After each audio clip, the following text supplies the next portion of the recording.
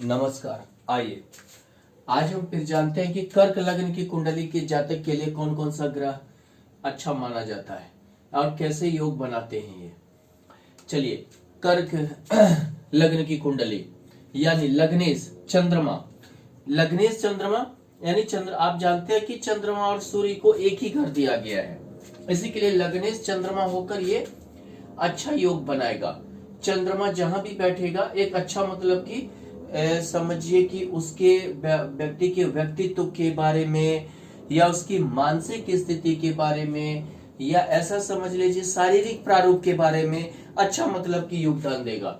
मान लीजिए कि अगर लग्न में ही चंद्रमा है तो जहां तक देखने में अच्छा होगा, गोरा होगा। अब ये नहीं कि गोरा होने का अर्थ ये मत मान लीजिए जैसे कि कोई मान लीजिए आदिवासी है या काला भी है, लेकिन क्या है कि थोड़ा सा उसमें भी थोड़ा सा अच्छा चमक रहेगा, इस टाइप से होगा। चंचल होता है, लग्न में चंद्रमा चंचलता लाता है। इसी तरह के अगर आप इसी तरह देखिए कि अगर यहाँ उच्च का चंद्रमा हो गया, उच्च का चंद्रमा या लग्नेश होकर हो गया यानी महत्वाकांक्षा इच्छा की पूर्ति बहुत ज्यादा करेगा, महत्वाकांक्षी आदमी को बनाएगा। थोड़ा सा धन दौलत वगैरह लेकर महत्वाकांक्षी आदमी हो जाता है, थोड़ा उसे जमा करने की प्रवृत्ति, महत्वाकांक्षा की प्रवृत्ति, धन का, सुख का, भोग का, इसकी महत्वाकांक्षा को बढ़ा देगा।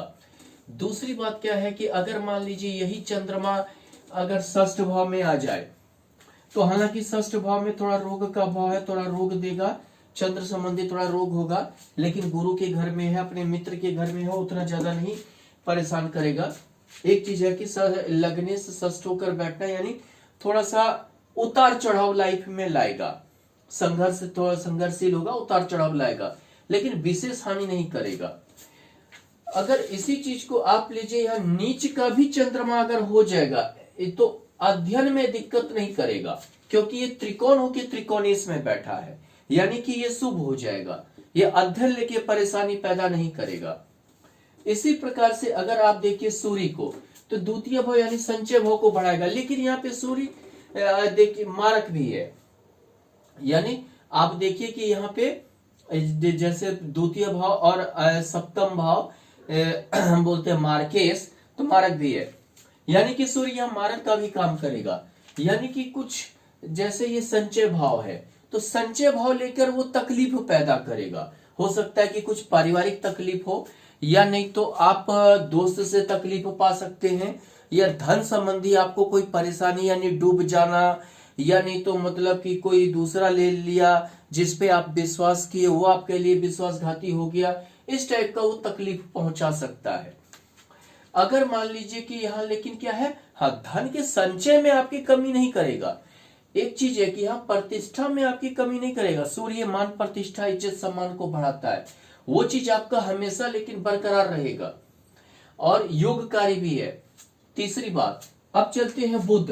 इस कुंडली में बुध की कोई योगदान नहीं उतना ज्यादा रहेगा। एक तो ये स्त्री राशि होकर कोई आपका जो है ये समझिए कि पराक्रम को ज्यादा बलिष्ठ नहीं कर सकता है। स्त्री ग्रह हमेशा एक समझौतावादी होता है, यानी कि वो पराक्रम नहीं दिखा सकता है।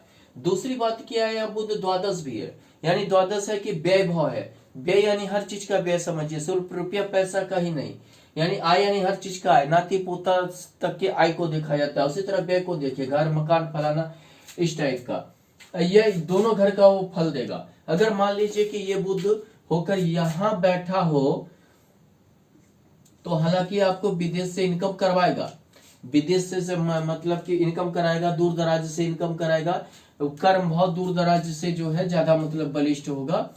लेकिन यही बुध मान लीजिए कि आपका यहां बैठा हो तो आपको बहुत बुरा फल मिलने वाला है, बहुत अच्छा नहीं ये करेगा, थोड़ा सा वाद विवाद की ज्यादा मतलब कि वो टेंडेंसी रखेगा।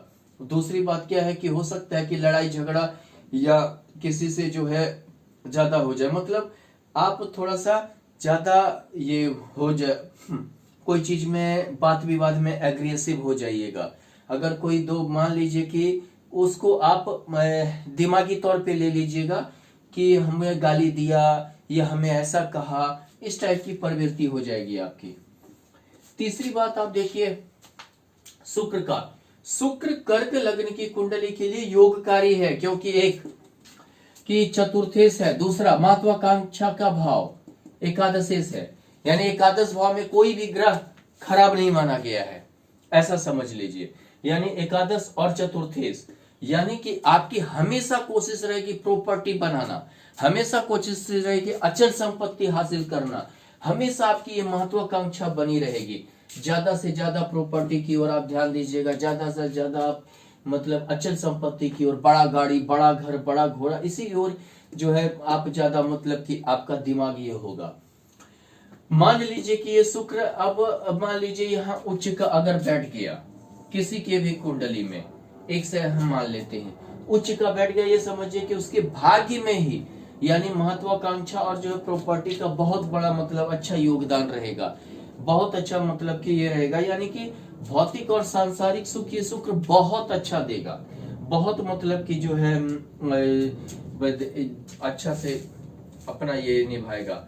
बस एक शुक्र नीच का नहीं होना चाहिए, अगर ये नीच का हो गया, यहाँ आकर मान लीजिए बैठ गया, ये नीच का शुक्र हो गया, तो ये आपको घर से दूर कर देगा, यानी चतुर्थ से द्वादश है, घर से दूर कर देगा, यानी कि आपकी जो अपनी अचल संपत्ति है उसकी भी भोग आपको नहीं होने देगा।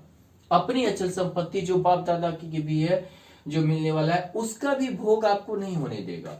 दूसरी बात, महत्वाकांक्षा का भाव नीच का हो गया, यानी कि आपकी महत्वाकांक्षा जो भी रहेगी उसकी पूर्ति नहीं हो पाएगी। अगर आप देखिए मंगल को योगकारी मंगल है, एक त्रिकोण, एक जो है दशमेश यानी कर्मेश होकर मंगल, यानी योगकारी मंगल हुआ, योगकारी शुक्र हुआ। इसका हालांकि सूर्य थोड़ा सा मार्केश है लेकिन संचय भाव की कमी नहीं करेगा। योगकारी चंद्रमा हुआ कर्क लग्न वाले के लिए। अब आप देखिए कि ये मंगल इस कुंडली में अच्छा रोल निभाएगा, यानी एक विद्या के भाव लेकर, ये विद्या का ही भाव नहीं मनोरंजन का भी भाव होता है, जैसे कि जो सिनेमा, फिल्म, मनोरंजन, प्यार, इस सब का भी भाव होता है। तो ऐसे में क्या होता है कि मंगल जैसा ग्रह अच्छा मतलब आगे बढ़कर किसी से मतलब कि मिलना चाहता है, मतलब कि प्यार करना चाहता है, ये प्रेम का जो है हमेशा ही रखता है। इसमें क्योंकि साहस है और हिम्मत भी है, उस ऊपर से कर्म भाव का भी स्वामी है, तो कर्म भाव का भी स्वामी है, तो यानी ये मंगल का बहुत अच्छा रोल रहेगा, अहम रोल हो जाता है। अगर मान लीजिए कि यह मंगल उच्च का है तो एक तो ये लव मैरिज भी करवाएगा, आगे बढ़ के मतलब कि बहुत एनर्जेटिक तौर पे पीछे नहीं हटता है, व्यक्ति पीछे नहीं हटने देगा। मान लीजिए कि कितना भी ब्लेम लगे, कितना भी कुछ हो, लेकिन वो पीछे जल्दी नहीं हटेगा। दूसरी बात, अगर मान लीजिए कि यही मंगल अगर भाग्य भाव के त्रिकोण होकर त्रिकोणीस में, दशम में होकर भाग्य भाव में हो गया, यानी और त्रिकोण होकर त्रिकोणीस में हो गया, यानी कि उच्च विद्या भी दिलाएगा। जैसे आप केमिकल इंजीनियरिंग, मैकेनिकल इंजीनियरिंग, या आप जो है ये क्या कहता है, एक डॉक्टर है तो सर्जन के तौर पे आपको विख्यात भी करवाएगा। दूसरी बात आप देखिए कि अगर हम चलते हैं गुरु पर, तो इसमें गुरु का बहुत अच्छा योगदान हम नहीं कह सकते हैं, क्योंकि यहाँ षष्ठेश भी गुरु है, यानी एक तो भाग्येश तो है लेकिन षष्ठेश भी है। जो भी देगा भाग्य में वो संघर्ष के साथ आपका कर देगा, ये संघर्ष के साथ ही जुड़ जाएगा। ये गुरु हमेशा भाग्य और संघर्ष के साथ ही गुरु, अगर गुरु जहां भी जिस घर में बैठा रहेगा उस भाव के संघर्ष को बढ़ा देगा। प्राप्ति तो होगी लेकिन संघर्ष के साथ। मान लीजिए कि गुरु यहाँ है महत्वाकांक्षा के भाव में, तो ठीक है, भाग्य में महत्वाकांक्षा तो है, महत्वाकांक्षा पूर्ति करेगा, लेकिन ये संघर्ष का भाव के साथ, संघर्ष के साथ पूरा करेगा। यानी इसके लिए आपको संघर्ष करना पड़ेगा। जो आपकी महत्वाकांक्षा है गुरु जैसा कुछ प्राप्त करने के, जैसे ऊंचा डिग्री प्राप्त करने की है, मान लीजिए आप उच्च डिग्री प्राप्त करना चाहते हैं, उसके लिए आपको ये गुरु संघर्ष करवा देगा, क्योंकि ये षष्ठेश भी है। शनि को योगकारी नहीं मान सकते, सप्तमेश अष्टमेश होकर है। अगर शनि अच्छे जगह नहीं बैठा, अच्छे पोजीशन पे नहीं बैठा, तो ये मतलब वैवाहिक जीवन में बदनामी करवाएगा, ये वैवाहिक जीवन को अच्छा नहीं रहने देगा, बदनामी के साथ मतलब कि ये शुरुआत या अंत वगैरह करना स्टार्ट कर देगा। इस तरह से देखिए तो कर्क लग्न की कुंडली के लिए एक चंद्रमा, एक सूर्य, आप देखिए शुक्र और मंगल, ये 4 ग्रह का अच्छा कॉम्बिनेशन रहता है। यानी कर्क लग्न के जातक जो होते हैं इसके लिए मतलब एक चीज आप समझ के रखिए, इसके लिए इतने ग्रह अच्छे योगदान देते हैं, यानी कि बहुत अच्छा माना जाता है। अगर ग्रह का कॉम्बिनेशन अच्छा हो तो बहुत ही अच्छा मतलब रोल होता है। धन्यवाद।